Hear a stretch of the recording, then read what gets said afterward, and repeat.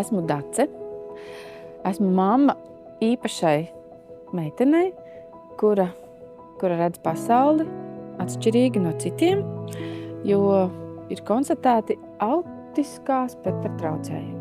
Un šādiem bērniem ir ļoti grūti atrast draugus, jo ir saskarsmes un komunikācijas problēmas, un ir grūti saprast, kā draudzēties un kā atrast domu biedrus un būt kopā ar vienaudžiem.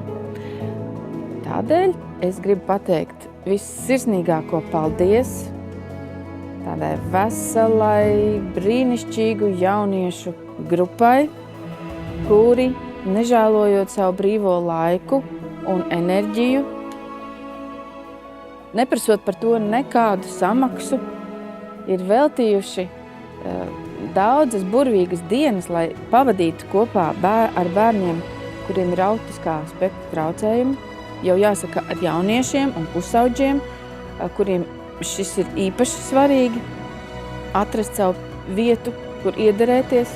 Un tādēļ šī burvīgo jauniešu brīvprātīgo grupa ir pelnījusi vislielākos, sirsnīgākos pateicības vārdus gan no manis, gan no, es domāju, daudziem citiem vecākiem, jo vismaz reizi mēnesī viņiem ir iespēja satikties, kopā cept kūkas, piemēram, vai spēlēt spēles, vai doties pārgājienos, vasaras nometne, kurā jaunieši kopā muzicēja, spēlēja spēles un darīja daudzas citas lietas un vienkārši draudzējās.